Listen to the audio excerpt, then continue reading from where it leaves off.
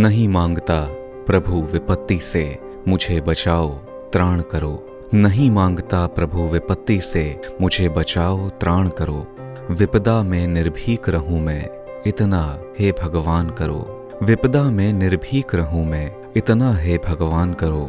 नहीं मांगता दुख हटाओ, व्यथित हृदय का ताप मिटाओ। दुखों को मैं आप जीत लूं, ऐसी शक्ति प्रदान करो। विपदा में निर्भीक रहूं मैं, इतना हे भगवान करो। आपकी मूर्ति का टूटकर धूल में मिल जाना इस बात को साबित करता है कि ईश्वर की धूल आपकी मूर्ति से महान है। चंद्रमा अपना प्रकाश संपूर्ण आकाश में फैलाता है, परंतु अपना कलंक अपने ही पास रखता है। ये स्वर्णिम शब्द विश्व कवि गुरुदेव रवींद्रनाथ टैगोर की लेखनी के अमृत वचनों के सदृश हैं। विश्व कवि रवींद्रनाथ टैगोर का जन्म 7 मई 1861 को कलकत्ता में हुआ था। उनके पिता का नाम देवेंद्रनाथ टैगोर और माता का नाम शारदा देवी था। ये एक प्रतिष्ठित सांस्कृतिक परिवार था। उनके बचपन का नाम रवि था। कविता के प्रति उनकी अभिरुचि बचपन से ही थी। बालक रवि ने अपनी प्रारंभिक शिक्षा निजी शिक्षकों द्वारा ही प्राप्त की थी। सन 1878 में उनके पिता ने कानून का अध्ययन करने के लिए उन्हें इंग्लैंड भेजा, किंतु कविता और लेखन के प्रति अपने समर्पण के कारण वो स्वदेश लौट आए। एक प्रसिद्ध कवि होने के साथ साथ वो एक प्रतिभाशाली लेखक, उपन्यासकार, संगीतकार, नाटककार और दार्शनिक भी थे। उन्होंने अपनी रचनाओं और विचारों से भारतीय स्वतंत्रता संग्राम में अपना विशिष्ट योगदान दिया और भारतीय समाज के बड़े वर्ग को प्रेरित भी किया। उनके लिखे गीतों की राष्ट्र गीत के रूप में स्वीकार्यता ही इस महाकवि का सर्वोच्च सम्मान है। भारत और बांग्लादेश के राष्ट्रगीत भी गुरुदेव रवींद्रनाथ टैगोर द्वारा रचित हैं। अपने प्रभावी लेखन कौशल के माध्यम से उन्होंने पूर्वी और पाश्चात्य सभ्यता के बीच एक सेतु का काम किया।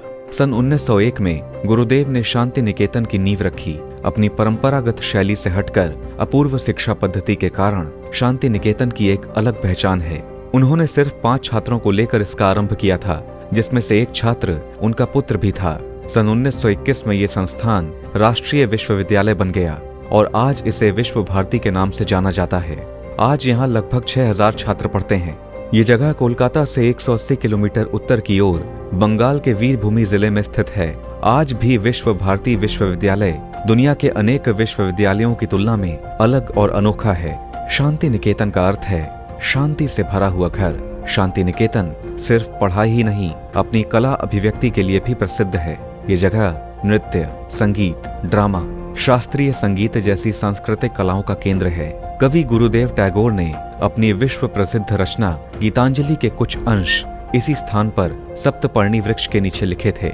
रवींद्रनाथ टैगोर को प्रकृति से अत्यधिक प्रेम था। उनका मानना था कि छात्रों को प्रकृति के सानिध्य में शिक्षा ग्रहण करनी चाहिए। अपनी इसी सोच को ध्यान में रखकर उन्होंने शांति निकेतन की स्थापना की थी। इस विश्वविद्यालय में भारतीय संस्कृति और परंपरा के अनुसार दुनिया भर की पुस्तकों और विषयों का अध्यापन होता है। भारत की पुरानी आश्रम शिक्षा पद्धति के अनुसार पेड़ के नीचे जमीन पर बैठकर पढ़ाई होती है। टैगोर ने शिक्षा के इस प्राचीन आदर्श को भी व्यापक रूप दिया। उनका मानना था कि शिक्षा न केवल आवागमन से वरन आर्थिक, सामाजिक, राजनीतिक और मानसिक दासता से भी मनुष्य को मुक्ति प्रदान करती है। मनुष्य को शिक्षा द्वारा उस ज्ञान का संग्रहण करना चाहिए जो उसके पूर्वजों द्वारा संचित किया जा चुका है। यही सच्ची शिक्षा है। अपने जीवन के अंतिम श्वास तक ये महापुरुष सामाजिक एकता और विश्व शांति स्थापना के लिए प्रयत्नशील रहा, जो सांस्कृतिक आदान प्रदान और मानव एकता से प्राप्त हो सकती है। उनका दृढ़ विश्वास था कि मानव जाति अपने को विनाश से तभी बचा सकती है जब वो पुनः उस आध्यात्मिकता में वापस आए जो संपूर्ण धर्म का प्राथमिक आधार है। राष्ट्रपिता महात्मा गांधी ने सर्वप्रथम महाकवि टैगोर को गुरुदेव की संज्ञा से विभूषित किया था। कवि गुरुदेव रवींद्रनाथ टैगोर को अपनी भावपूर्ण काव्य रचना गीतांजलि के लिए 1913 में नोबेल पुरस्कार से सम्मानित किया गया। साहित्य जगत में गुरुदेव एक सशक्त हस्ताक्षर के रूप में सदा दैदीप्यमान रहेंगे। आध्यात्म और मानवीय भावों को सहजता से चित्रित करने की उनकी काव्य शक्ति और शब्द चयन क्षमता अभूतपूर्व थी। इस संदर्भ में गीतांजलि की कुछ पंक्तियां उल्लिखित हैं। अनजानों से भी करवाया है परिचय मेरा तुमने, अनजानों से भी करवाया है परिचय मेरा तुमने, जाने कितने आवासों में छांव मुझे दिलवाया है, दूरस्थों को भी करवाया है स्वजन समीपस्थ तुमने, भाई बनवाए हैं मेरे अन्यों को जाने कितने। छोड़ पुरातन वास कहीं जब जाता हूँ मैं, छोड़ पुरातन वास कहीं जब जाता हूँ मैं, क्या जाने क्या होगा सोचा करता हूँ मैं। नूतन बीज पुरातन हो तुम, नूतन बीज पुरातन हो तुम, भूल इसे मैं जाता हूँ, भूल इसे मैं जाता हूँ। गुरुदेव रवींद्रनाथ टैगोर ने अपनी साहित्यिक रचनाओं के माध्यम से भारतीय साहित्य को विश्व स्तरीय पहचान प्रदान की। नोबेल पुरस्कार वास्तव में गुरुदेव के लिए कोई विशेष अलंकरण नहीं था। सच तो ये है कि उनके द्वारा नोबेल पुरस्कार स्वीकार करने से नोबेल पुरस्कार ही सम्मानित हुआ था।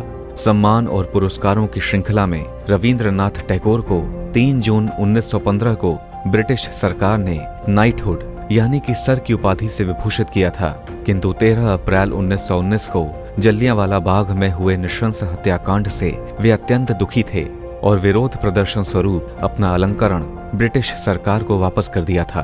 उनके लिए राष्ट्रभक्ति किसी भी निजी सम्मान से कहीं अधिक महत्वपूर्ण थी। मातृभूमि की आजादी की स्वर्णिम अभिलाषा को मन में संजोए वो 7 अगस्त 1941 को इस संसार से विदा हुए। ये एक युग का अंत और गुरुदेव की अमरता का पल था। मृत्यु प्रकाश को खत्म करना नहीं है, ये सिर्फ दीपक को बुझाना है, क्योंकि सुबह हो गई है। जिस तरह घोंसला सोती हुई चिड़िया को आश्रय देता है, उसी तरह मौन वाणी को विश्राम देता है। संस्कृति और साहित्य के अंबर पर ध्रुव तारे की तरह सदा चमकने वाले इस महान साहित्यकार, विचारक और दार्शनिक को भारत समन्वय परिवार की ओर से शत शत नमन। मां भारती के इन सपूतों की कीर्ति से जन जन का परिचय कराने को हम सतत प्रयासरत हैं।